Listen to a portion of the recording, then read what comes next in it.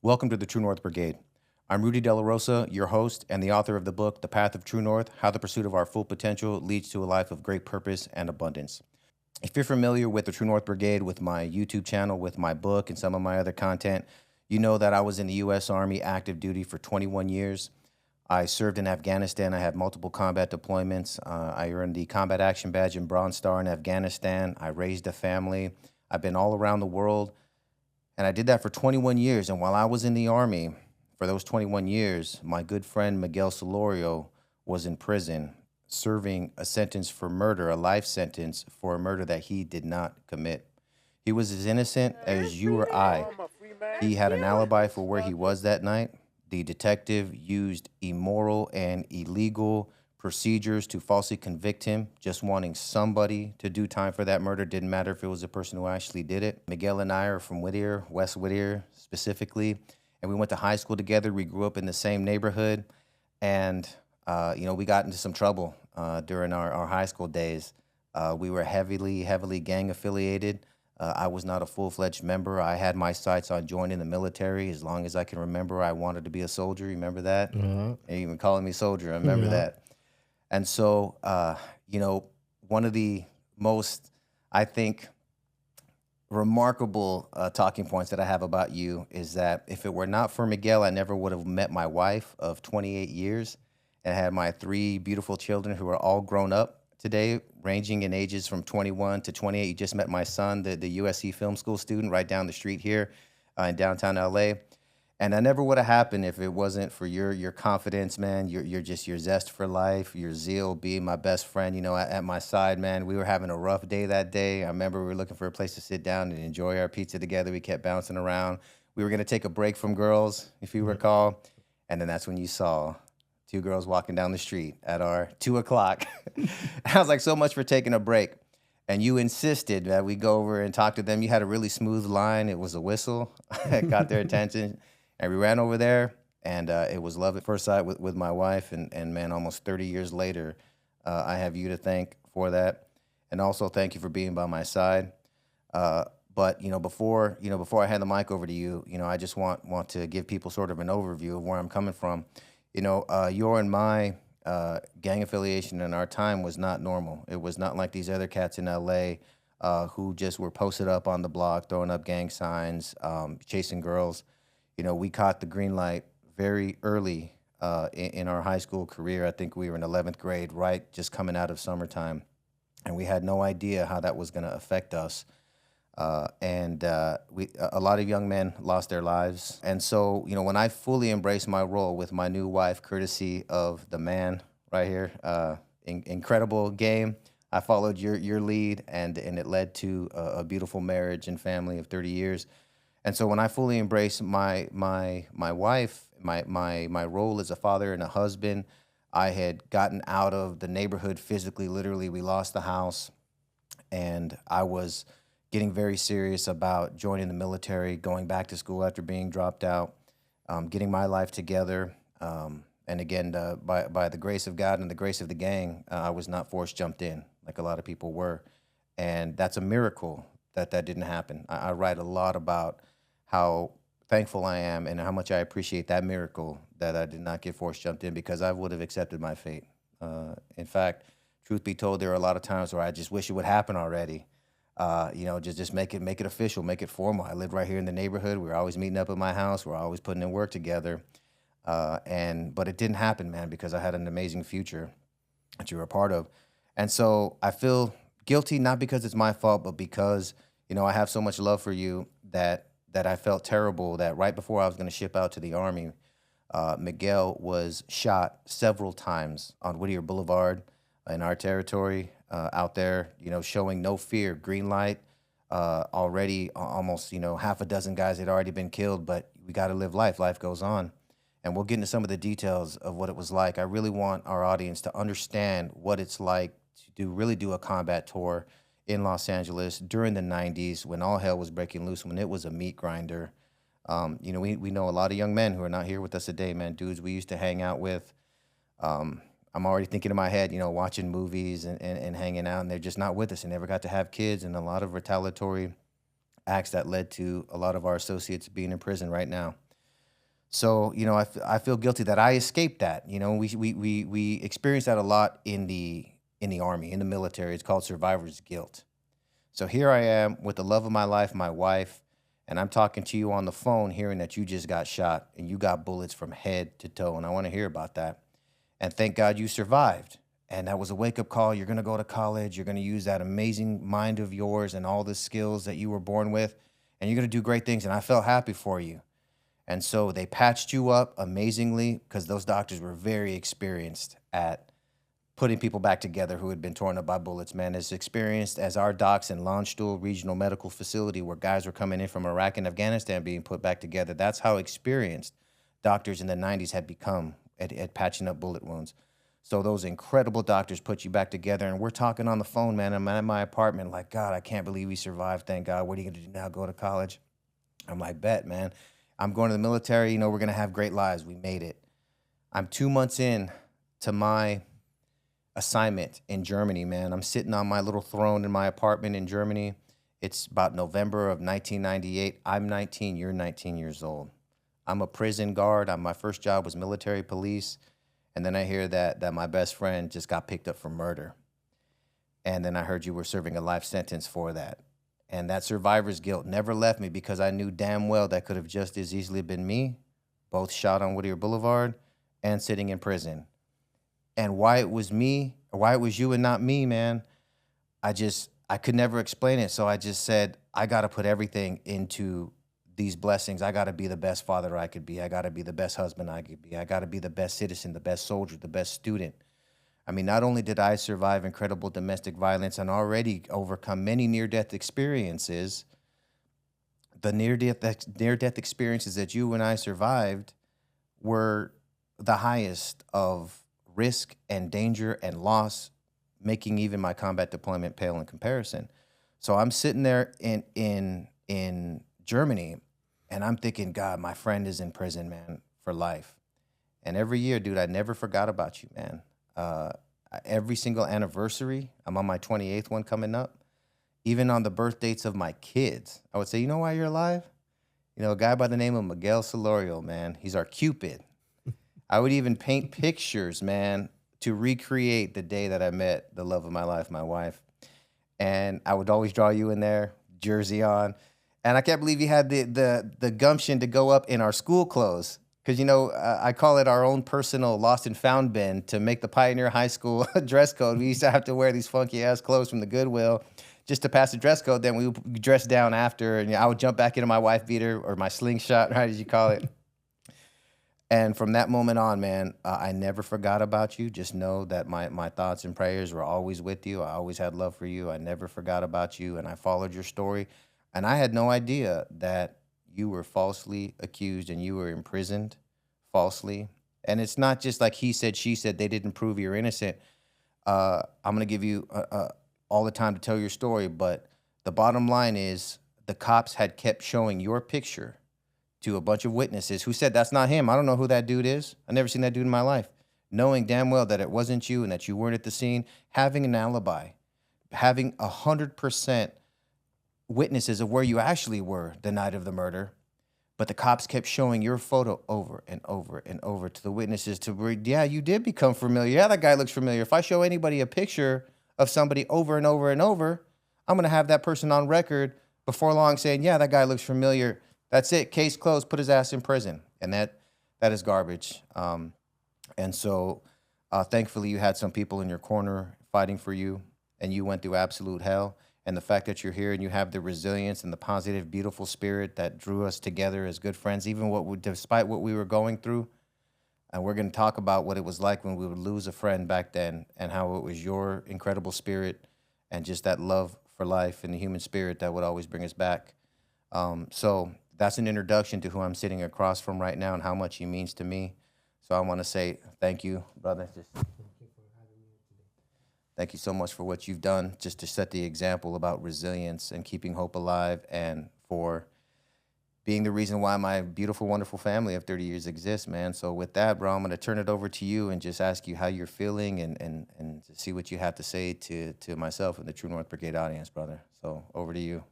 Thank you, Rudy, for having me here today. I'm blessed to be here today, happy, life is a gift, especially what we've been through, the past, the 90s. If you're a 90s baby, a teenager during that day, man, that's just a cavalry right there. It's just like insane. And we survived, and what we've been through, I'm just amazed that we're still breathing today, because not many of us had that, like you mentioned, not many of us had the opportunity to start to breathe right now. Many of us, our lives got cut short or something happened, and I just thank every you and man above like that for all the blessings that we've been having today. We're here in 2025 where if our order's wrong in the drive-thru, or if our coffee's wrong, it's the end of the world. I'm so mad. Who do I write a letter to? There's hell to pay. I want to talk to the manager.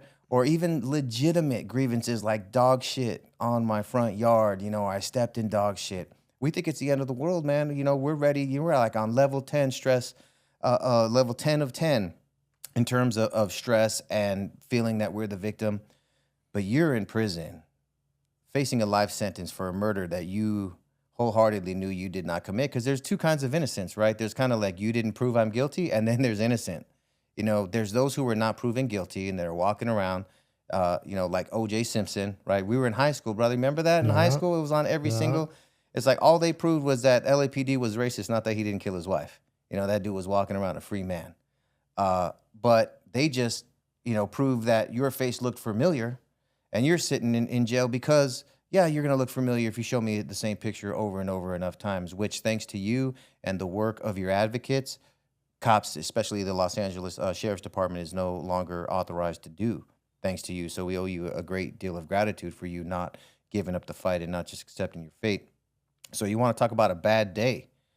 Here you are facing a life sentence. And one thing I didn't know, man, and it really knocked me out. It really made me sad, and it brought tears to my eyes when I read about a hunger strike, uh, about how hard it was hitting you. And so will you please talk about what it was like in the beginning? I mean, I can only imagine it must have felt like it was a nightmare that you couldn't wake up from. And so how were you protesting that or dealing with that, when it all started, your sentence? Okay, so I'm gonna start from the very beginning of the nightmare. So it's December of '98. It was a Sunday, my day off from work and college, my day off. So I was on a date with my girlfriend, and she came over to my house. My mom made some pozole, Mexican dish, and we ended up. She wanted to go see the movies. Spend some time together. So we went uptown Whittier to Whittier Village Cinemas, and we seen the movie Cycle. And she paid for the tickets. And I even snuck in a couple of beers to make the movie a little interesting. She drove in her mom's station wagon. I was passenger. We got there a little late. The movie started like around 7:45. We got there like around 8. And it happened to be that 45 minutes into it, it was about a girl being paranoid. And I was like, even after drinking a couple beers, like, hey, this movie's boring, let's go.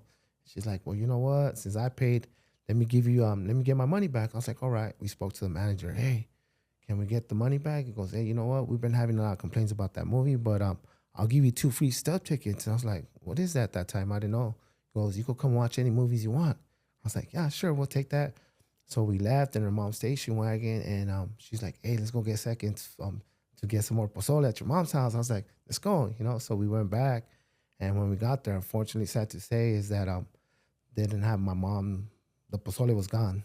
So my mom comes out of the room and goes, hey, everyone that's has a gathering over there in Pico Rivera at your sister's house. You want to go? And I told my girlfriend, hey, do you want to go? And it was like around 10, beginning like around 10 o'clock. And she's like, yeah, let's go. So we arrived there like around 10:30 in Pico Rivera. And we stayed there from 10:30 all the way to midnight. And the murder happened at 11 o'clock in Whittier, but it was already midnight. And I told her, hey, you know what? Can you drop me off already? Because next day I got a full play. I got to go to school full time. I got to go to work too. So I was like, she's like, all right, sure. I said my goodbyes to everybody. So she dropped me off, and during the '90s, I don't know if you remember the pager I days, was there. yeah, the pager era. So I told her, you know what, because she lived in the next city over in Baldwin Park. And I told her, hey, page me as soon as you get home, so I won't have to be worried about her. So she's like, all right. So she gets home, she pages me. I got home and I called her up, and I'm thinking we're gonna just talk for a little bit, but we end up talking till like 2 in the morning. And it was one of those conversations like, you hang up, no, you hang up. So we both hanged up at the same time. 3 days later, just out, I'm starting my morning, get ready to go to work, school, and next thing you know, I hear a knock on the front door. We got a search warrant for Miguel Solorio. I'm like, WTF, what's going on here? So I open the door. Are you Miguel Solorio? I go, yes. You got the right to remain silent and everything. You say you got will be used against the court of law. You got the right to an attorney, this and that. So they took me to the station. They questioned me, and I told them like, hey, they questioned me. I was like, do you need an attorney? I go, no, no, no, no. I'm compliant. I don't know what's going on at that moment. I still don't know. Like, I have no knowledge. So I told them the same story I just said. I was with my girlfriend on Sunday, went to the theaters, spent time with her, and they're like, You thought you were gonna walk away from yeah, this yeah, like exactly. easy, I was right? like, I don't know How what's much going longer is on. this gonna take? Yeah, exactly. So afterwards, my girlfriend they held me for 72 hours. They raided my house, didn't find no weapons. My girlfriend comes, is like, hey, well, why did you guys arrested my boyfriend? Oh, come here. Who are you? His girlfriend. Come here. And they recorded her, right? And she said the same story. They showed it was a drive-by that shot some other person in the head. And anyways, there were 6 witnesses, and they showed a photo lineup of my picture to these 6 witnesses, and these 6 witnesses did not pick me. I didn't find out until 2 decades later that they ended up picking someone else. I was in picture photo lineup number 4, and they selected number 2. Anyways, the cop goes, since they didn't have no evidence, the cop goes, you know what, Miguel? I know you had nothing to do with it, but here's my card. Go find out who did it, because if you don't find out, I'm gonna come after you whether you did it or not.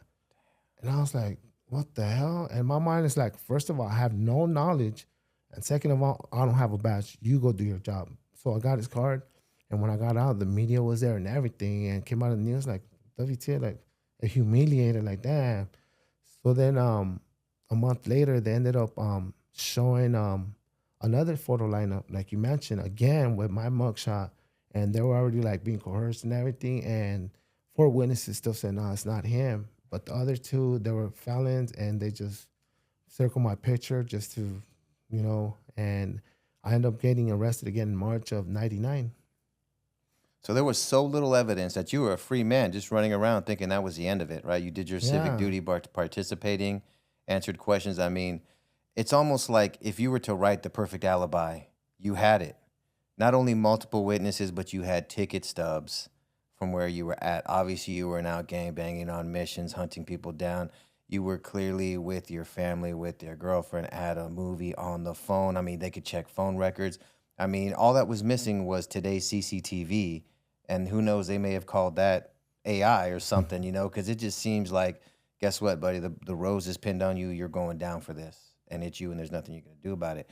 And while you're talking, man, what's coming back is the reason that I have PTSD from police, man. Everyone's got a job to do, but the way that we were treated back then, man, they absolutely went to the dark side. We were on the dark side. Absolutely, we were that 1% of the people who were playing by their own rules. And it was a very sad and dark time in our nation's history, and especially Los Angeles, because the cops decided, well, we got to go where they're at.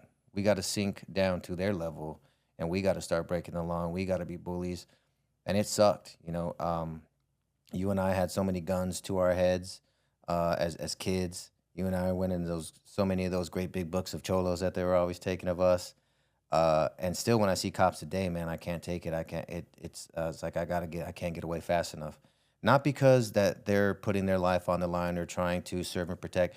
It's because of the way that we were treated, back then. And it's like, if we didn't take out each other, you had to watch your back for the cops for that reason exactly.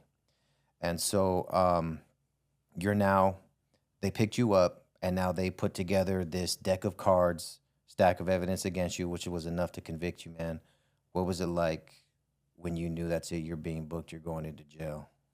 When they picked me up the second time, like it was just like, man, what's going on? You got the wrong suspect. I have no knowledge of what's going on, but yet you arrest me. 6 months into my journey of incarceration, I remember going to Norwalk Court, and the DA tells the judge, you know what, Your Honor, we're gonna drop the death penalty on Miguel, and if we convict him, we're gonna give him life without the possibility of parole. Until this day, I still remember when I left the court on the county bus back to the county jail, that feeling like they want to execute an innocent man. That feeling still, it's like right The there. hypocrisy, right? Yes. So they're gonna kill an innocent man, like an eye for an eye. Yeah. That's that dark place that I was talking about. And I have no doubt in my head that from the officers to the detectives to the prosecutors knew that you didn't do it. They had to have known, but they were sending a message. Exactly. And why did they send that message? Do you think? Why did they pin the rose on you? Not on they. I but strongly believe that they wanted just a conviction. You know, they Any want. gangbanger will do. Yeah, any bald head just fits the criteria. Just let the public society know we got this person. The society's safe, and media always puts too much cream on the tacos. You know, too much crema, and they always miss some information on the to the public. You know, oh yeah, we got they convicted this person, but they don't know the right details because, you know, to society. So when did the depression sink in? When you realize you're not getting out of this, you're gonna serve this sentence. Oh, so What was that journey like, being dragged down into the abyss? as my journey began, like I kept like I didn't give up. I was like, you know what, I got to pick up the pen and paper, write so many organizations because you know Innocence Project, attorneys, and whatever you can do because the penmanship that's what you need to have your voice heard. You know, do at least my part because I want to go home. You know, I don't want to die in prison for something I didn't do. So like I said, around 2015, I believe depression hit me because that San Diego Innocence Project had my case and they were reviewing it. I had my hopes up. And keep in mind, prior to 2015, I already have like around 15 to 17 years already into my journey. And I wrote so many attorneys that keep saying, no, sorry, we can't help you. We can't help you. We can't help you. Pen after pen, indigent, stamps. Hey, send me more stamps. Telling my family, send me more stamps. I got to write more letters so my voice could be heard. I even put like back in prison, you could put like ads like, hey, I'm wrongful convicted. If anyone could help me out there, please reach out to me. Here's my information. I'm innocent. So the San Diego Innocence Project wrote me saying, you know what, Miguel, they have my case. They're like, we can't help you no more. We try to locate a witness, but he does not want to come forward. So here's your case back, and we're sorry. There's nothing we could do. So I hit another dead end. There's nothing I could do. Another door getting shut at me. I was like, man, when like, and I was having my hopes up when the door just shut in front of me and they locked it. I'm gonna die then. You know, I was losing like hope, and depression hit me, and I stopped. I was 186 pounds, and I was giving up in life, you know, and I stopped eating for in 2 months. I was 186 pounds, and I stopped eating it for 2 months. I dropped to 119 pounds. Oh my God. I was like a toothpick. 119 pounds. You're like a dress size 5, Yeah. right? 119 Yeah. pounds. That's insane, man. Yeah. Any photos of you from that time? No, I don't think because I was like sick, so I was just like on my Yeah, they deathbed. didn't want those to get out. The Yeah. state did not want that to get out. Did it get publicity? You know, Cesar Chavez did the same thing with his hunger strike. Were you being, political and making a statement, or was it a combination of the depression?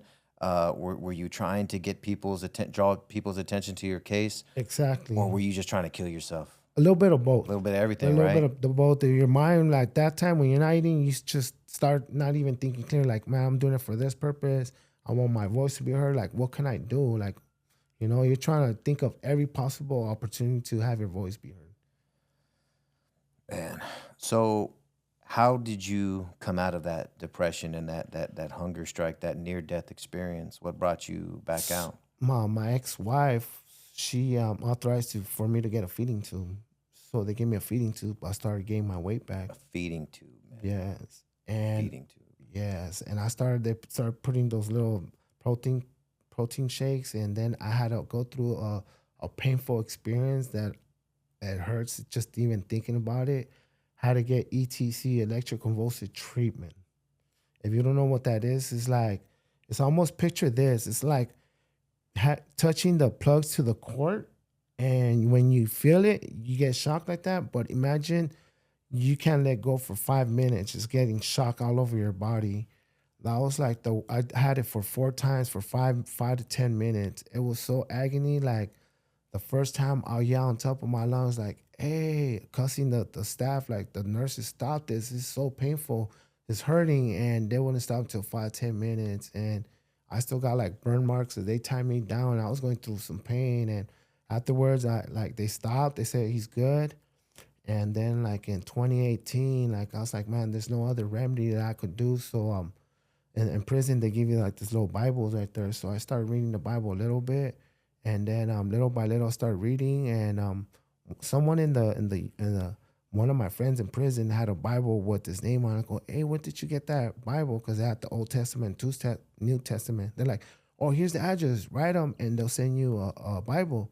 So sure enough, I wrote them, and like out of nowhere, they were passing out mail in prison, and they gave me the Bible. And every morning I just started reading, and I started building my faith with the higher power, with God. And little by little I started like, progressing, seeing things change. And then like in 2021, after reading the Bible every morning, wake up at 5 in the morning.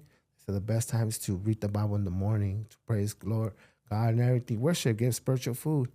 And then in 2021, August of 2021, this attorney named Ellen Eggers, she wrote me, and she's like, you know what, Miguel? Because I had wrote her in 2011 to take my case. Like I mentioned, I've been writing so many attorneys.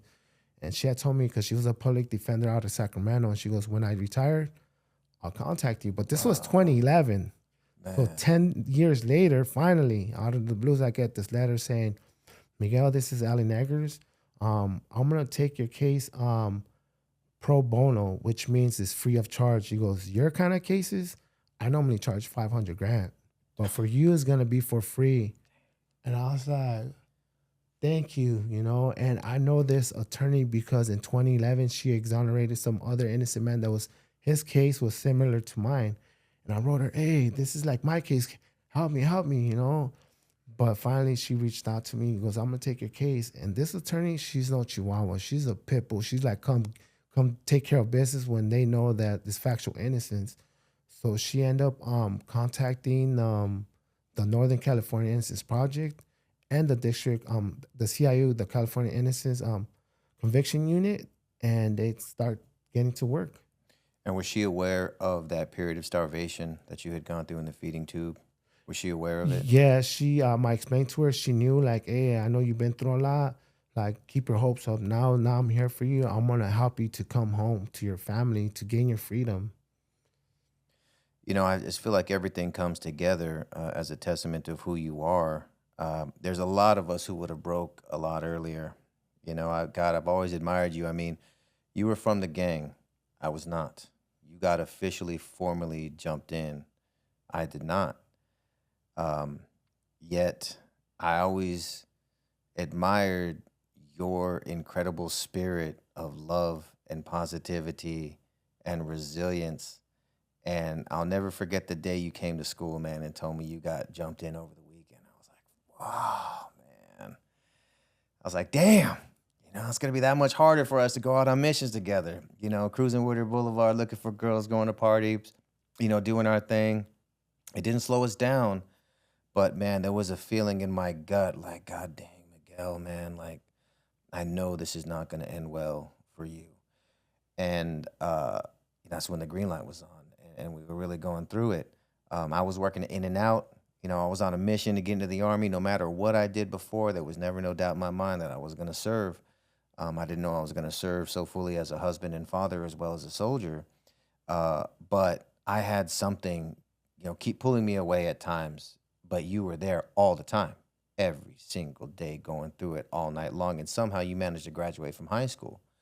You're the only person that I know who was as deep in it as we were and as you were, who still graduated from high school, which is another remarkable testament to your character and the caliber of person you are. So I feel like it took till 2015, over 15 years, almost 17 years, to finally crack that spirit of yours. The fact that it took 17 years shows who you are and what you're all about. A lot of us would have cracked very earlier. And I make that comment because I know what I would have done if I went to prison. I had the plan. It was my plan was, hey, if the gang makes a decision today that my status as kicking back is being revoked and I get forced in today, I'm going all the way. I'm going all because I had so much anger and so much rage and so much violence inside of me from how I came up. Anybody who knows my journey, coming from a military family of multiple men who served in combat from World War II to Vietnam, and I had seen incredible abuse and violence my entire life, and that's in my DNA. And it was just waiting for something like the gang violence that we're in to just pull that string completely, and I'm gone. And I still shudder to think who and what I would have become if that string was really pulled all the way off. And again, grace of God, it was not. You, however, were pulled in. Family, friends, lived your every single day in the gang. And yet I'm always looking to you as this, this beacon of hope and love and positivity. Everybody knew that about you, man. That's why you were so popular. That's why everybody loved to have you around, because you were smart emotionally and mentally. And the fact that it took 17 freaking years to break you just speaks to how incredible that spirit that you have in you is. And that was the absolute rock bottom of your abyss, I can tell. And you still managed to claw your way out and find faith and hope. And it was you never just accepted defeat, man. That's the warrior ethos. That's the warrior ethos that we live by in the U.S. military, and the same ethos that we lived by back in the day, from the organization that we were running with. And you carried that personal ethos with you, the warrior ethos, which is I will always place a mission first. I will never accept defeat. I will never quit, and I will never leave a fallen comrade. And so you had to internalize that and live by that. And if you just would have sat down and accept your fate and be like, F it and be mad, I'll just be a tough guy every day. Nobody was coming for you, right? Nobody was coming for you. Nobody gift wrapped this exoneration to you. Nobody was like, knock, knock, knock. Hey, Miguel, we got good news. We're going to fight for you. But a lot of people think it's that way, don't they? A lot of people think that people were lining up to get credit for getting you out of there, right? But it wasn't that way. It was you never giving up and being proactive and fighting and fighting and fighting and never giving up. And when they finally broke your spirit, it wasn't broken forever, right? They just knocked you down for a little bit, but you got back up. Really love and appreciate about what you did.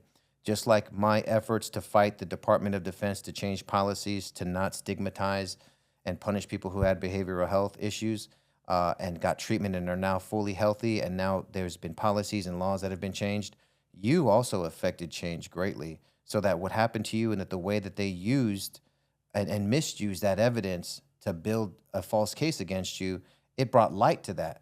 So there are people who are not going to be falsely convicted because of you not quitting, and that's not leaving a fallen comrade.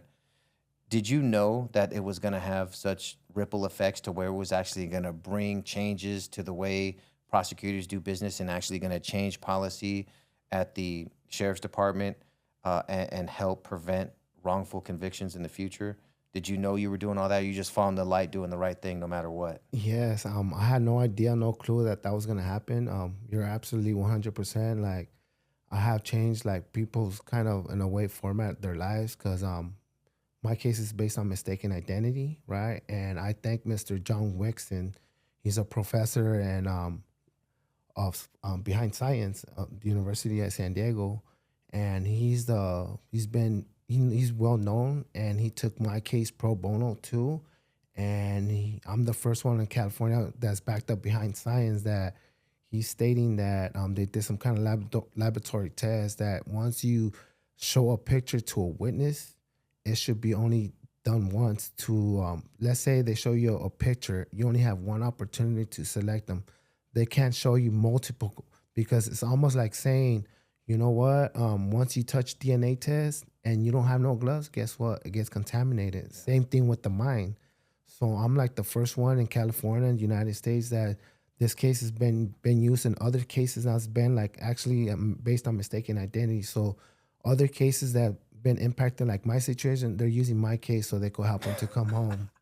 God dang, man. So thank you for your contributions to building a better society and a better justice system. What an amazing accomplishment to know that what you went through and not quitting and fighting has helped build a better justice system. And I'm not mincing words. You really have done that with your fight, with your testimony, man. So thank you on behalf of everybody who doesn't even know why they're probably not sitting in a prison right now, because these prosecutors and detectives would still be ticking marks. Yeah, look at me, another conviction, and just cutting corners and ruining lives of innocent people. So we have a better justice system, a better society, and less pain and suffering for your contributions, man. And that reminds me that you have a pretty impressive career now that you're starting. Not only are you studying business and going back to school to finish that dream of yours that got cut short so long ago, you've also been doing some speaking, and you're also available as a consultant and as a speaker. And you having this incredible testimony, where can people find you, and how can they get a hold of you if they want to bring you into their organization so you can help share your wisdom and motivation? You could contact me at my Instagram. It's solo SOLO .m23. So solo M23. Okay, so I'll get that up on the screen and I'll put it in the description of the video so people can get a hold of you if they want you to come and speak. I've seen some of your speaking engagements. They're very powerful. So if you're looking for somebody to really ignite that type of resilience and hope and people's potential in your organizations, get a hold of Miguel and he'll come and he'll deliver. And another thing that I found is you have a GoFundMe on your Instagram Correct. where everyone can help pay our respects to Miguel for the work that he put in to help improve our justice system, to help him improve and rebuild his life. College is expensive. Living expenses are no joke right now.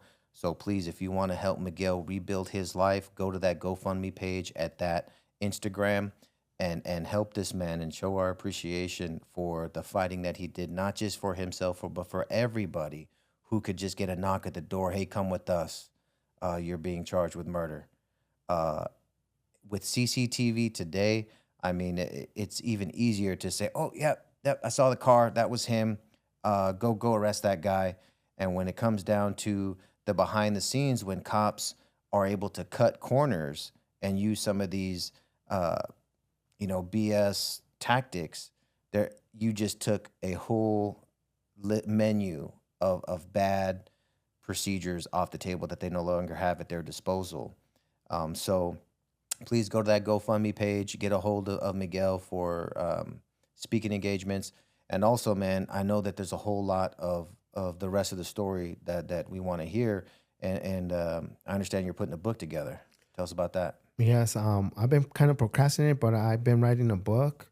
It's gonna be called "Only God Could Judge Me Now." It's very interesting It's a great title. because as when I first got arrested, well, these cops bugged my on the county bus, and I was with a friend, right? And I didn't know this until like 2 decades later, and I've been recorded, and I'm just giving a little sneak peek of what I'm gonna write about. And my friend asked me, "Hey, so who did this murder?" I was like, "I don't know. I don't know who it was. I was my girlfriend." I asked him, "Well, who did that?" He goes, "Me neither. I don't know who it is." And I told him, just like Tupac's song goes, "Only God could judge me now," and he knows the truth. And, I'll leave it as that. And this is where I'm at now because God was able to judge me. He knows my heart. And here I am today. And only God could judge me. And that's a beautiful and intelligent title, and it doesn't surprise me at all coming from you. And the reason that it's so insightful is because there's a lot of haters out there who say, well, he was a gang member, that's the price of doing business, and any gang member will do. And so there's people out there who are going to judge you, and there's people out there, I'm sure on the opposition who watched you walk away, and I'm pretty sure all those cops and prosecutors who cut corners, I'm sure they're telling themselves the stories they got to tell themselves to get to bed at night. Like, oh, we didn't do the wrong thing. They know what they did, and only God can judge them too. Exactly. So they're gonna have to, meet their maker and answer for what they did. And I know it was not just you. So everybody can judge, but what they think doesn't matter. Only God can judge. Exactly. You can judge us at the end of the day. That's a wonderful title, man. I want to see that book come to fruition. I'll tell you everything I know. I got my book, The Path to True North, out there. 2 chapters of it, man, are about us. Yes. And about what we were going through. And, I want to take, the rest of our time, if not a good chunk of it, man, to help communicate to everybody out there what we went through and why it matters and what those lessons mean today. So, the way that I ended up involved with the gang was because I didn't have my father in my life at the time. So I was looking for affiliation, looking for guidance, looking to feel strong, looking to feel mentored and that I belonged to something. I was looking for a family and I was looking for somewhere to be. I was looking for people who cared that I was there or not there, people that I could look up to. I was looking for love in all the wrong places, and the gang was there, and I lived right there in the neighborhood to where my house was a collection point. So there was all these dudes, always coming over that I looked up to, that I had looked up to since I was a child, man, since I was a young kid. And I went to elementary school right there. These were the guys, because, us being Mexican, we're looking on TV, we were gardeners, and I was about all the, maybe banditos in an old school movie. And so when I was looking up for men that I could look to say, yes, that is a strong person, because I was always bullied. We all were, you had to fight to protect yourself and to protect your little ground and build your status. And there, the gang, was like an easy button. All of a sudden, you have friends, you have people looking out for you, people mentoring you, people to back you up, and so it was very easy to get affiliated. When that father comes out of the picture. Mom's. My mom was cutting up my solos, cutting up my dickies, cutting up my pants, hiding, jerseys. Why she did the best that she could. But only a father could have stepped in and pulled me out of what I was doing and answered the call that I needed at that time in my life. But I was not on talking terms with my dad, but the gang was there. So when it came time, to have that male bonding and that affiliation, the gang was there. We're hanging out in my garage, and then we'd get a call that, hey, guys are coming into the neighborhood, looking to exterminate us, with that green light that we got hit with. And so we would go from clowning around and joking around to next thing you know, I did not start hanging out with you guys because for that. The green light came after. I thought it was all about parties and being flashed by girls on Whittier Boulevard. That lasted for like this long. And then next thing you know, you and me were at school, a couple other dudes around us, and we heard, oh, did you hear? The neighborhood got the green light. I'm like, oh, damn. What does that mean? I don't know. What does that mean? And then, there was a couple of incidents later where we would find out exactly what that means. That's what brought me, to the gang, is not having my father in my life. I had a great, great mom doing the best she could, to take care of me. But I was very independent. Like you said, I've been the same size since I was 16. I don't know how that happened. Just all of a sudden, boom, I turned into a man, at 16. And then I've just been looking like that ever since. I got the same haircut if it ain't broke. So, that's kind of what drew me into the gang. Being easier to pick up girls didn't hurt. We all want to feel like a tough guy. But I think it's more like what didn't stop, what failed to stop me. We all know why we become gangsters. You mentioned Tupac. Who doesn't want to be a gangster? You got all these, nerds in, college, never banged a day in their life, growing up in suburbs, blasting all this gangster music. It's just part of that human spirit. We want to be a tough guy. We want to assert ourselves. We want to have that confidence that transcends even rules and norms. But then, the song's over, turn it off, get out, walk the straight line. But then there's those of us who don't. We get out of the car and the song continues in our head, and we're still gangsters everywhere and everything that we do. And my father was not there to stop me from doing that. A lot of that was me. I left. I left home, my head held high. I'm done. I don't need a father anymore. Yeah, it was my fault.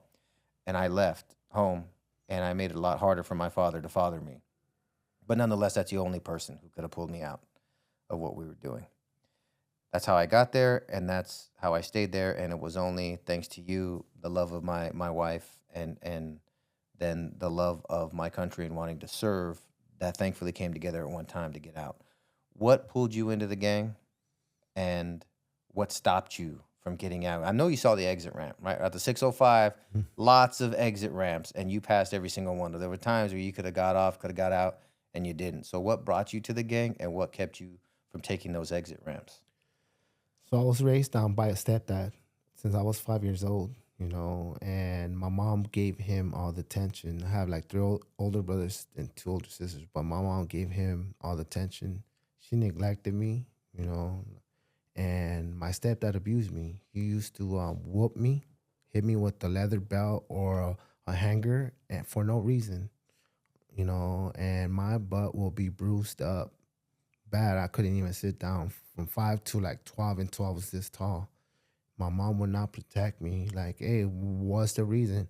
I could understand when kids need discipline. All right, discipline. But I was a quiet kid growing up, minding my own business and just quiet, just. And my dad, I was thinking at that time that he abused me because my name is Miguel, the same as my dad. So I'm thinking in my mind, oh, he only picks on me because I got the same name as my dad. So growing up, I moved to Whittier, and my older brother, he started socializing with the wrong crowd, right? And me, they used to come looking for him, and little by little, I started talking to him. But in my mind, like we were raised as little kids through poverty, like me and my family, like really poverty, small little house, cockroaches in the house, waking up hungry at 10. I'm only 10 years old, waking up at midnight to turn on the light, and you could see all the cockroaches storming. And I was like, I don't want this I don't want to live in poverty. I want to like grow up, I want to graduate high school, go to college, and better my life. Because seeing these cockroaches, thanks to those cockroaches, motivated me to be like, you know what? That's going to be my motivation to better my life, my career. So I started hanging around with the wrong crowd, and I used to like to party with them. Partying and hanging out and drinking beers is not a crime. That's how I see it. I just want to have fun, party with girls, teenagers. We like, let's have drinks. That's all I like to do. Dance. That's like therapy. Hang around with friends and have a good time. But little by little, I started hanging around with them because they used to give me the affection that my parents didn't give me.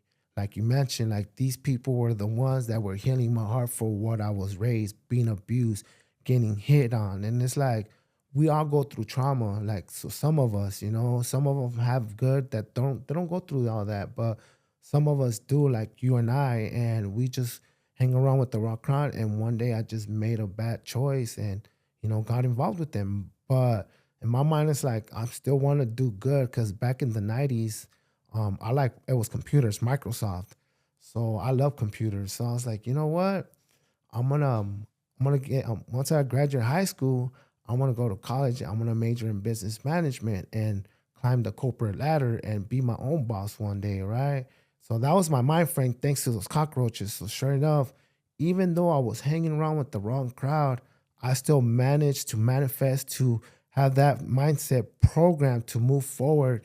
Even though there was a few setbacks, I kept pushing forward, keep going, keep going. And I'm the first one in my family to finally graduate high school, class of '97. And right after that, I thought that was a big achievement because, come on, especially like the crowd that I was doing the past. So I was like, you know what? I ended up going to college and I was majoring in business management. I still had that mindset, that blueprint, the map that I'm still going to try to climb the corporate ladder, but just, you know, You know what's funny, man, is as good as friends as we are, and as long as we've known each other, I did not know that you had a stepdad or were abused by your stepdad, and that doesn't surprise me one bit. I was a teacher for Los Angeles Unified School District for a year.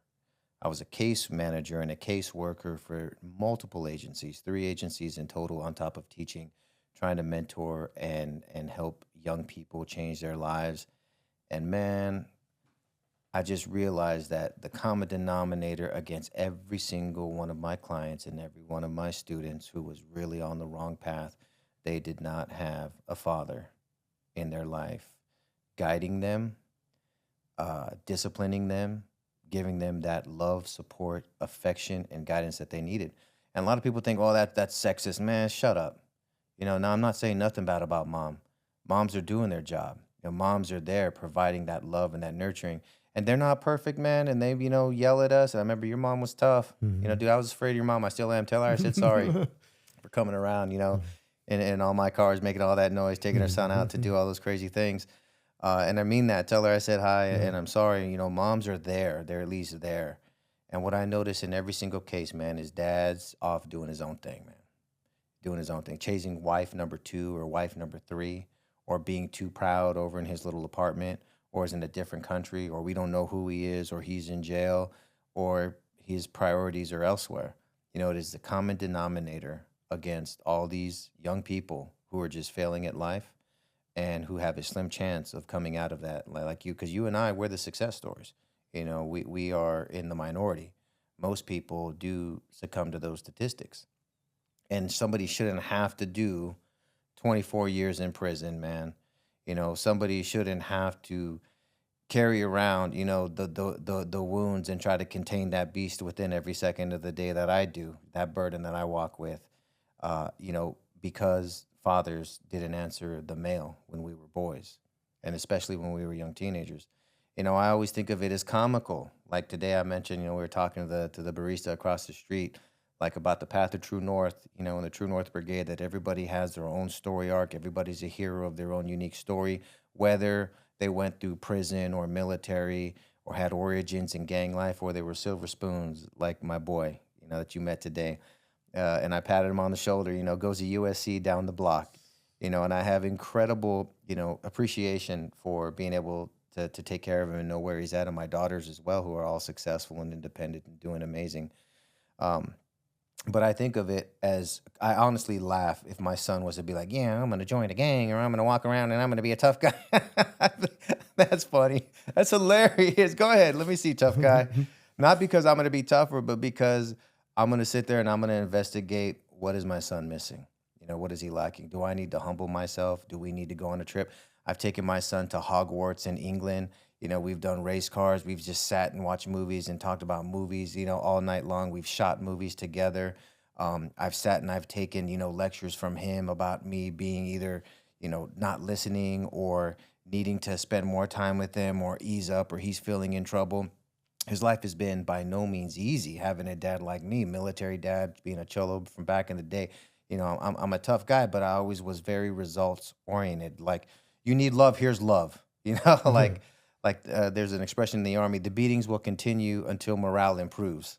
Just like the task is, be happy, show love, show affection.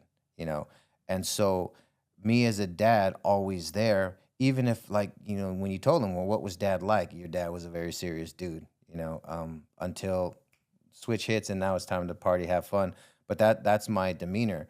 But presence and watching and intervening is what a father's primary job is to do, to not just protect and provide, but look at what your family members need in order to be successful and not dip below the line. And when I found my students and my clients who had a father willing to step in and fill that deficit, to hold their kid up, to apply, the sticker, the carrot, as we call it, rewards, incentive. If there's just a dad at the helm of the ship who never fails to be involved, the chances of that kid ending up like you or me, or going down the wrong path, it drops damn near down almost to zero. Yeah, lightning can strike. You can go out and get eaten by an alligator. All crazy things. You can get hit by a drunk driver. But the chances of them like you and me, just little by little, precipitously hanging out, staying out all night, going deeper and deeper and deeper into the gang. Your parents do, like, I got a video up right now, and I don't know if you've seen it, man, where I just broke down crying, apologizing to my mom for what I put her through, man. For what I put her through. You and me, when we walked out the door when we were kids, man, there was no telling if they were ever going to see us again. True. If they were, I mean, the stuff that we were doing, But for my kid to be doing that, insane. Hell, dad's right on your tail. Get your ass home, and I'm gonna take some time off from work. We're gonna go on a trip together and do some bonding. And I learned the hard way, taking my daughters to concerts, making their interests my interests, always constantly adjusting and growing as a father. And so that's what I wanted to talk about with you, is to send a message, to talk directly to our audience, and to talk to some of the people who might be in both shoes. Some of the youngsters out here who are walking down the wrong path right now, so we could talk to them, but I'll be honest with you, I think it's a waste of time. I have almost, a total fail rate as a caseworker. Don't get me wrong, I'd have some amazing moments with my clients in the office like this. I want to do good, blah, blah, blah. And these are great, plans. They walk out my office, they're right back doing the same exact thing: drugs, people, crime. My students, however, as a teacher now, as a teacher, being able to take on that role of always being in their life and keeping up what they're doing, having extracurricular teachers, you can make an incredible difference. So I feel like the difference to be made with the youth is through people who have influence and are responsible for intervening and giving them what they need. So, what would be your message? Let's start with to the young people out there today. These Edgars running around. They don't look like this no more. Now they got the Edgar Yeah. haircut. They get wannabe peso plumes, sagging their pants, saying the N word. Mexicans, stop saying the N word. There's no excuse for it. None. That's not our history. That's not our people. That's not our trauma. Mexicans, stop saying the N word. I don't know how you feel about that, but stop. Cut it out. It's disgusting. Stop saying the N word if you're Mexican. So uh, it's different. But now they're doing these smash and grabs, Yeah. not street takeovers, and still gangbanging, still throwing up, sets and shooting each other, thinking that they're going to be young and invincible forever. So let's start with what would you say to those guys today, whom we have love for? I know I came at you a little hard, but sometimes it takes a little tough love. So what do you have to say to those guys today? My message to them is appreciate life. Life is a gift. I always tell people, even my cousin, random people, like, be selective who you're going to hang around with. You got to surround with people who have goals, who are going to lift you up, not set you back. Because if you have someone that's going to help you to build your career, that's a plus. You want that person on your team. Could be a guy, a girl, a relative. Keep them on the team, appreciate them, and vice versa. Help that person lift them up, because if you have people that are not setting goals for themselves and they're going to set you back. For instance, let's say this gentleman just gives this guy, his friend, to go buy some beer, and his friend is intoxicated, right?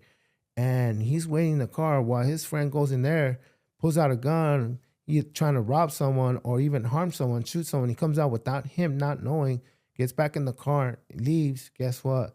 He's an accessory after the fact, and he's going to get found guilty.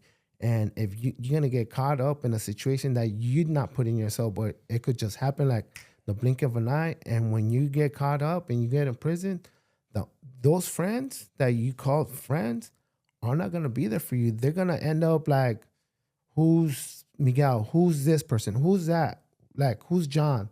And the only people that you're going to have in prison are your family, and even some of the family are not going to be there. And it's very hard to have someone on the team when you're in prison, so be selective who you hang around with, build your career, and set yourself some goals. Like, think positive of no matter what outcome you go through. You might be going through a rough time, like, but always keep yourself busy, find sports, get into something productive that, like, after high school, get into events, something positive, man.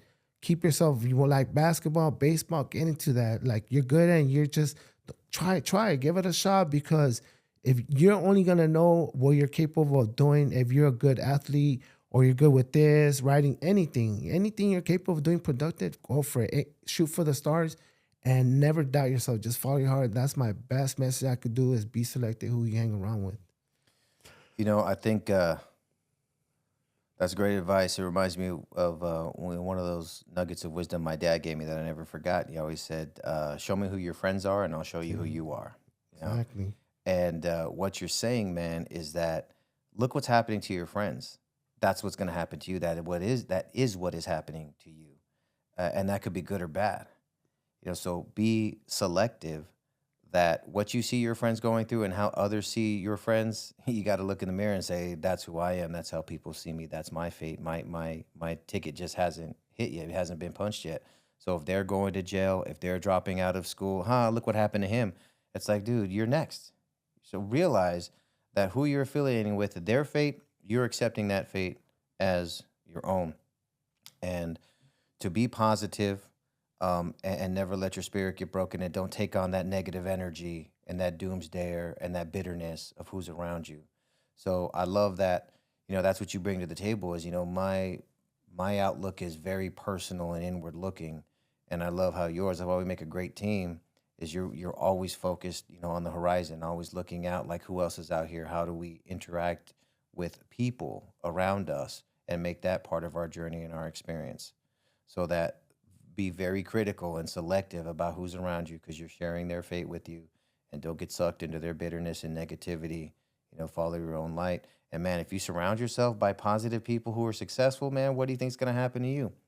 And so that would be my message starting out with the young people out there who are on the wrong path or who are at that fork in the road is understand one thing I didn't understand when I was that age is I was trying to meet a pyramid of needs that's universal for all of us. I learned about it when I was a freshman in college in my first psychology course that I took, that we're all trying to satisfy universal needs that are the same for everybody all around the world throughout the ages.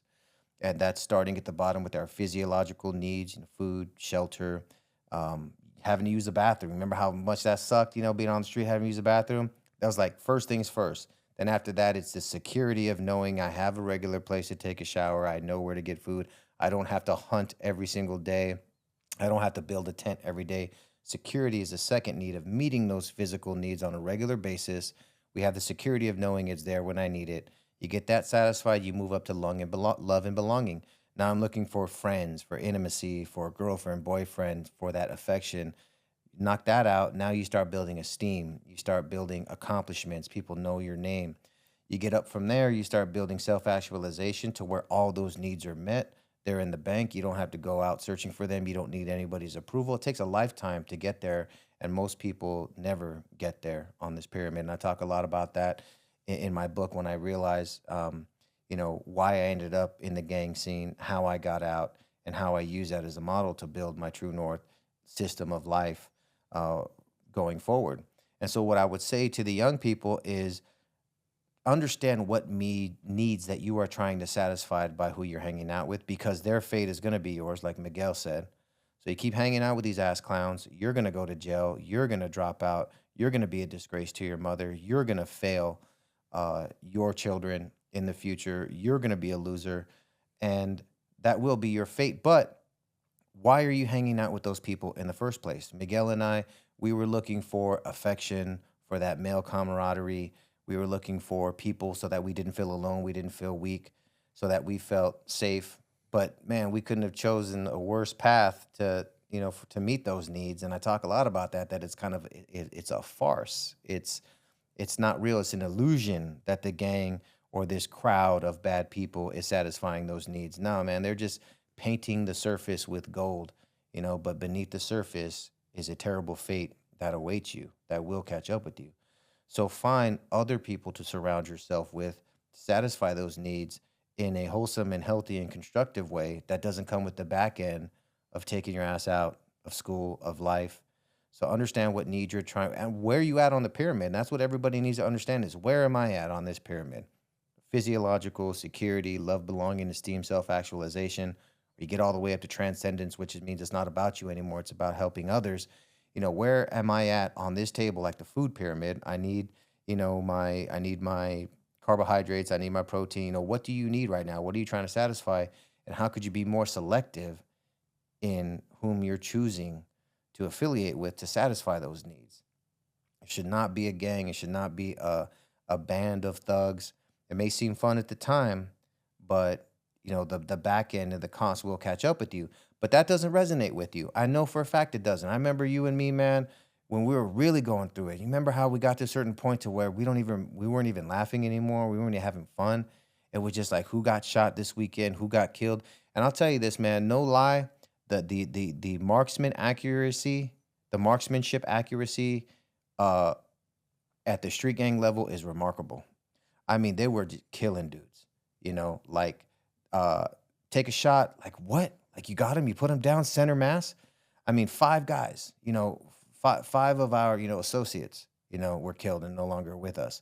And I couldn't believe, and the way that you survived, as a matter of fact, you knowing what we knew. We used to have Victory Outridge and them come out, to the neighborhood and try to talk to us like this and tell, oh, you're gonna end up in jail, you're gonna end up dead, blah, blah, blah, in one ear, out the other.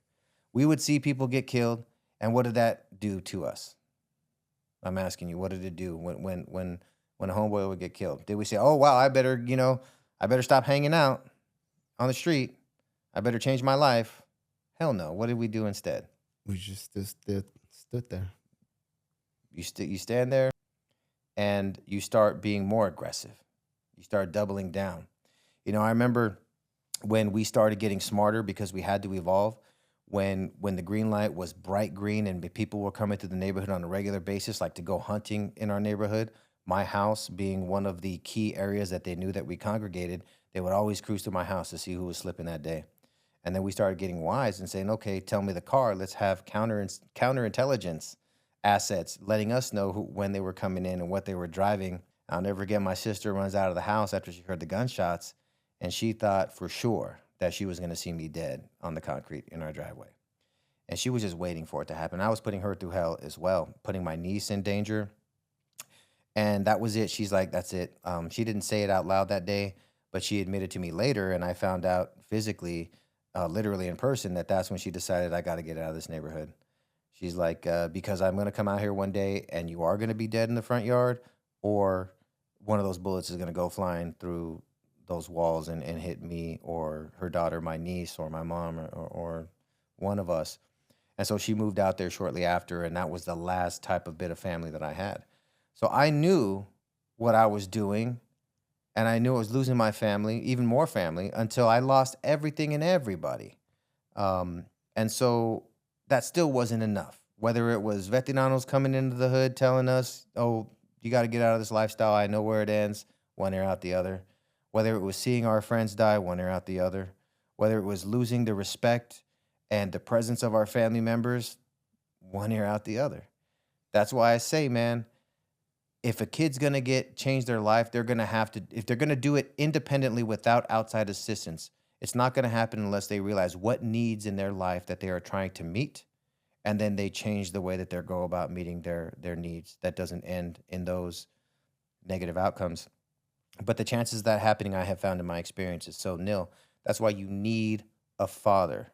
If you out there have sired a child with your sperm, you are a sperm donor, but you're not a father, get your shit together and get into your kid's life and be a daily force of intervening and finding out what your kids need to stay safe and be productive and stay out of those deep and dark places. Physically know where your kids are at, talk to them, spend time with them, bond with them, apologize to them, find out what are those thorns in their heart that are causing them pain and aching and pushing them towards these negative influences. It's going to take a father to physically be, don't get me wrong, moms kick ass, dude. I love mom. Mama's boy. We're both mama's boys, but how effective were our mothers on us at that time? They were on the tails trying to, hey. But how effective? All emotionally supportive and everything, yeah. Now, I mean, how effective were they at us to get us to stop gangbanging and doing our dirt? It's telling us every day. No, that was their efforts, right? That was their efforts. They put 100% effort. Results, though, how effective were they? What results did they get? Zero. They were giving 100% effort, getting zero results. Zero. A for effort, man. And I know, we shower our moms with love today and support and whatever they need for that effort, that they put. They're not perfect. They made mistakes. But, like your mom chose that stepdad. I had a bunch of stepdads, revolving door and stuff, but they got to live their lives too. It's hard being a human being. But they were there and they tried and they put that effort in, And what I have found is that a father will be 100% successful because we've got all the advantages that we need to refuse to allow our kids to end up in gangs and crime. We've got size, we've got age, we've got money, we've got geography, we've got the law. We've got all the tools that we need as fathers to be like, oh, that's cute, that's funny. You think you're doing this tonight? No, you're not.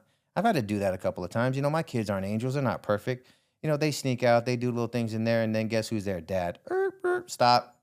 Open the door. All right. Yeah, that's cute. Now you can get in my car, and now we're going home, So I have found that trying to get through to kids and make them make the change from within, the likelihood of success is very small, and that's not doing right by our kids.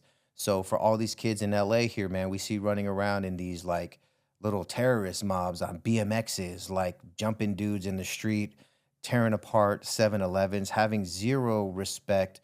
There used to be honor, in being a gangster back in the day. When I see, 10, Mexican kids, Hispanic kids jump off their bike and, say the N-word and stomping one dude's head out, I'm like, bro, Like we know gangbanging, we know what it is to be a tough guy, to lose friends. We've seen our friends' faces in open caskets, and we never would have done stuff like that. There's just no honor in that, you know. And again, am I going to convince you to stop doing that today? No, I'm probably not. But a father could go and grab your ass by the ear, you know, say get your ass in this car, and then start to investigate what's going on. You know, there's a great video on my YouTube channel.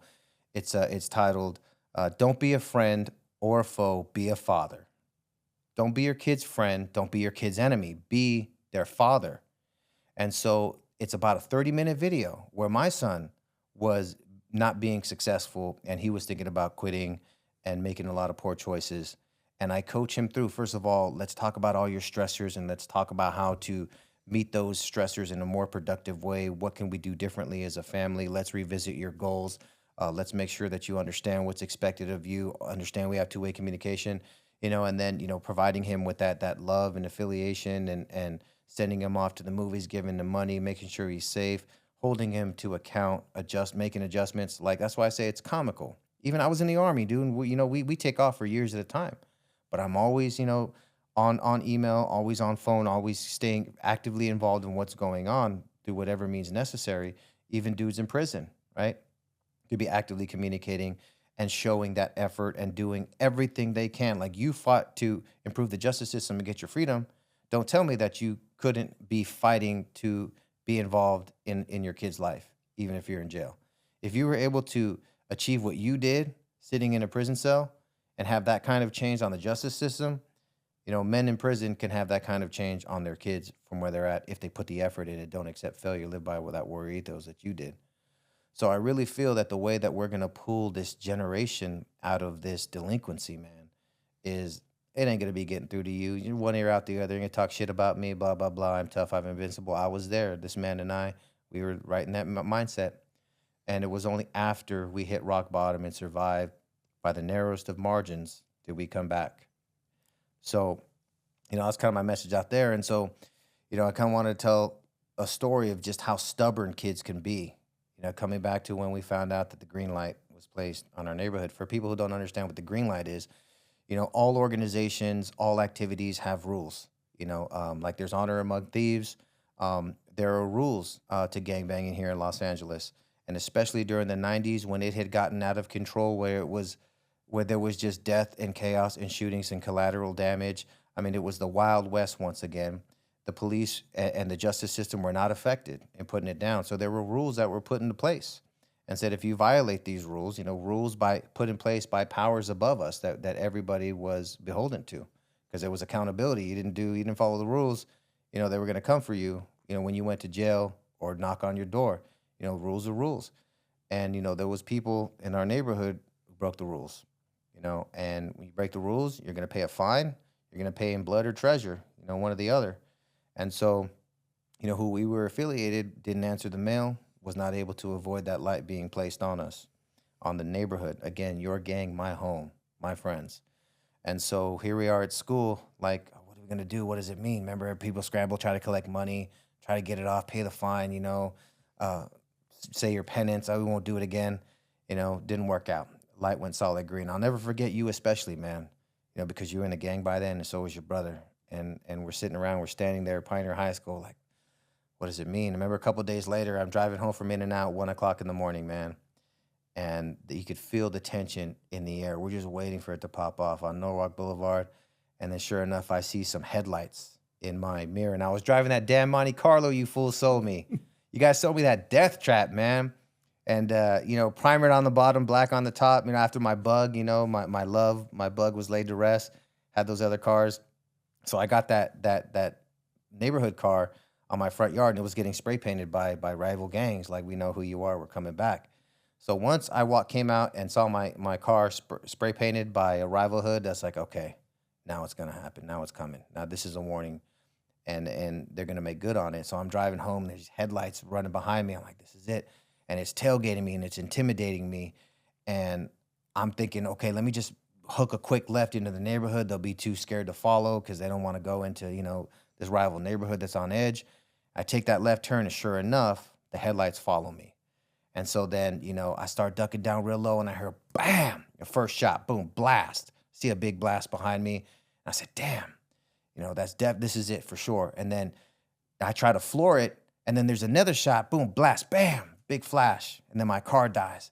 I'm trying to press, floor it, put pedal to the metal, my car just stops moving, and it's just a hearse, and it's just rolling now on, nothing but momentum, just physics now. And then the, SUV comes around on the left of me, and it starts creeping me, and it's stalking me, and I see there's a bunch of heads, in the Bronco it was. And then all of a sudden, man, it's like I see the window start rolling down, and I tell myself, what am I going to do, man? Am I going to combat roll out? If I do, I'm going to roll under my car or theirs. I'm dead if I try to roll out. And I was like, you know what? I'm only gangbanging as a form of self-harm anyways. So good. Fuck it. Let's go. Take me out tonight.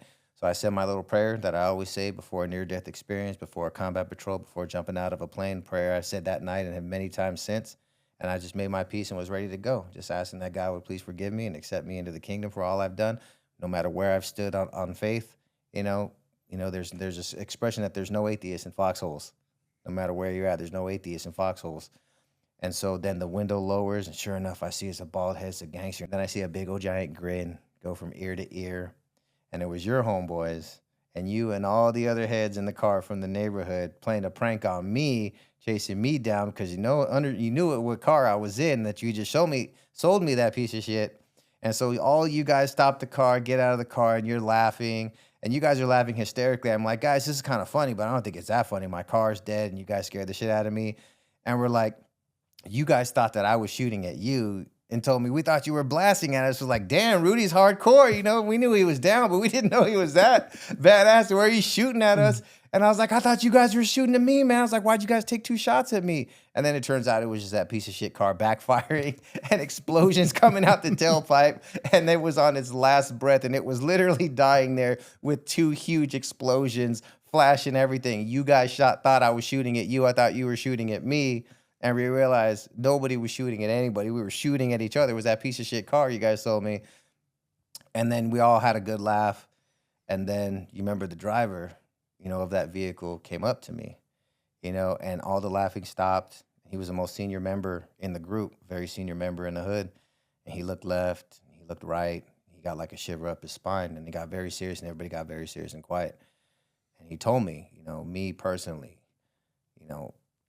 shit's going to get real crazy around here. Keep trusha. Shook my hand, the customary, multi-step. Looked down at his hands. Never forget seeing his tattoo, the hood on his hands. And it was an eerie feeling I'll never, ever forget. And it was just a couple of weeks, if not days later, that he was shot and killed in his front yard. And another of your homeboy who was shot and killed in the same murder set up by honeypots behind us. Bashed in the head with a bottle and just shot dead right in their front yard. And that's when we knew that's what the fuck this means. That's what the green light means. And we were at school the next day when we found out about that murder. And we ditched school, you, me, and a couple of friends. And we drove over there in my mom's car. And like we were going to go solve the case or something. What the fuck were we going to do? A bunch of high school kids. And we went to their house, and you remember the crying coming out of the door from the moms, from the women, police tape up. And there was still so much blood on the floor, man. Fresh blood. Fresh, goopy, thick blood of our friends from that night. And we all stood in a moment of silence around that blood of our friends. And that came straight out of their heads. And then we went to the funeral. We went back to school, then we went to the funeral. And you remember what his head looked like in that coffin? I've never seen a human head blown up to that size, because he had taken the bottle to the head, and so it filled up with fluid, and the body died. And when rigor mortis set in, it just froze his head to the size that it was at. And I almost didn't believe it was him until I looked at the hands and identified the exact tattoos that I saw the last time we shook hands, the night of the prank that backfired, literally. And I've always wondered why his mom went with an open casket. I couldn't imagine, like, what, your son, rest his soul. Why would you showcase that to everybody? And I only understood years later, as I was putting my memoir together, that it was there as a deterrence to tell us, stop, you fucking idiots. This is going to be you next. But it didn't have that effect on us, man. We went out there and kept doing what we were doing. And I remember another friend fell, shot and killed, then another friend, and it just didn't stop until we had became so hardened, and we were doing those presence patrols and doing those countermeasures. And so, I tell that story because I understand how hard it can be to get through to these young people, man, when you're in that mindset. So if change is going to occur, it's going to happen when you realize what needs you're trying to meet, and you be more selective in the way that you try to accomplish those needs. And when that fails, or if it fails, or if it fails to achieve success, fathers are need to bring in with that 99.9% success rate to pull their kids out of those deep dark places. Don't get me wrong, moms play an absolutely essential role. And I'm not talking to moms because moms are on their shit. Moms are taking care of business. It's fathers who are failing. So what with that, bro, what are some of your, we're almost out of time here. Wish we could talk, forever, but what are some of your recollections, some of the stories, some of the times where, those deep, dark times when we were out there, and men were falling. When I say that, 'cause my military background, a fallen comrade means, somebody who has died in battle, died in combat. And in fact, real quick, when I got to Afghanistan and I would see the young men, that we were at odds with, my heart went out to them. Don't get me wrong, we're doing what we've got to do, man. But when I would see the young, Afghans who were part of the Taliban or the insurgents just sitting there protecting their neighborhoods, doing their patrols, against us, the U.S. military, they didn't stand a chance. But I ain't gonna lie to you, when I used to see them out there in their cars, before they would turn into dust, because we call it an airstrike, or just do what we had to do, man. I would remember us back in the day, and I would empathize with them. And so, I'm glad for that perspective, but I also wrestle with that guilt, knowing to them that was their neighborhood, that was their home, and they were doing what they thought was right. So, what are some of your reflections from back in those days, man? How did it hit you? What was life like in your head when all these homeboys were dying, and you knew that any day, and you got shot, man? So start with that. What was it like when you got shot? And then how did that not pull you off the street? Because you still stayed, active duty. You're retired now, like me. Can't change our past. I'll always be, in the Army, retired. You'll always be where you're from, but you're not active duty. You were retired.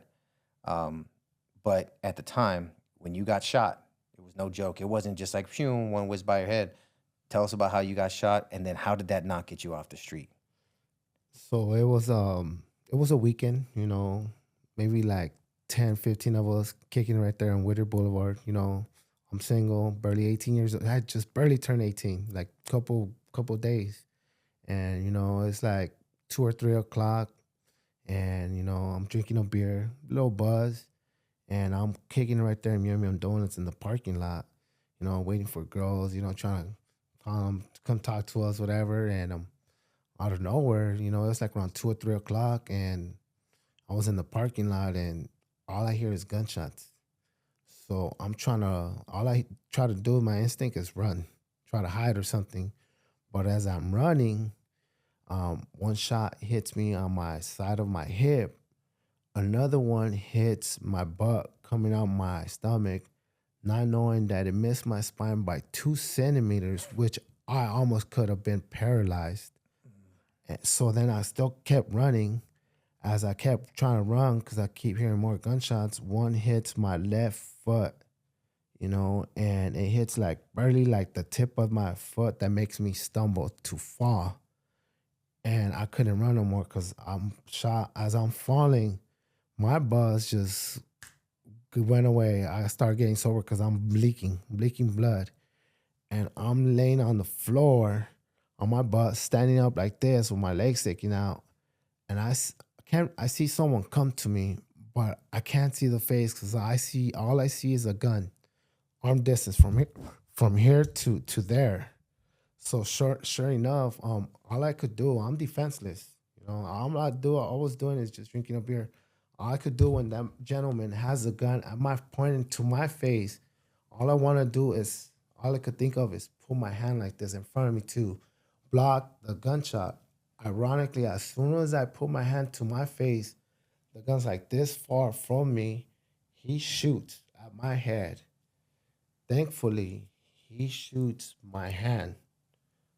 And as soon as he shoots my hand on my wrist right here, I look at my hand like this right away.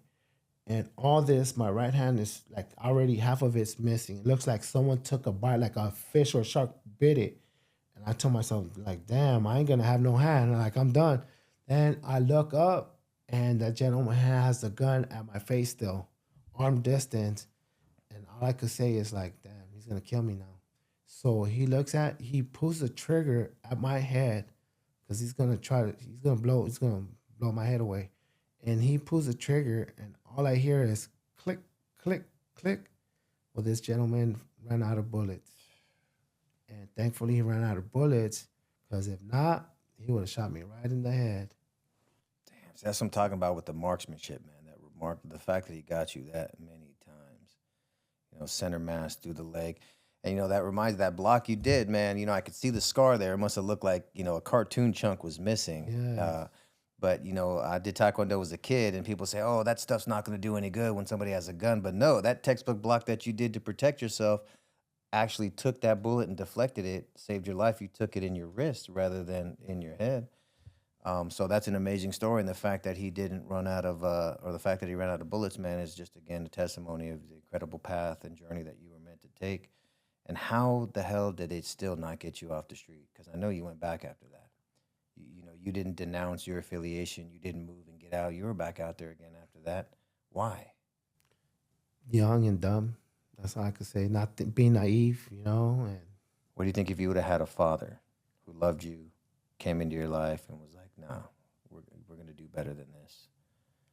it would have been a whole different role. I think I would have been not shot. I would have been more occupied, been busy with curriculum activities or something positive, if I would have had a father.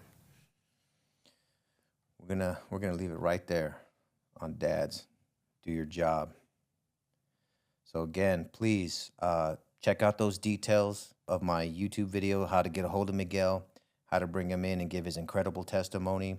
Support my friend here on his GoFundMe page. College is expensive, and we want to support you rebuilding your life. We owe him a debt of gratitude for his journey and how it made all of us safer from being falsely and wrongly convicted. And we're looking for that book. The title again? Only God could judge me now. Only God could judge me now. All right. I'm going to go right next to mine, The Path of True North.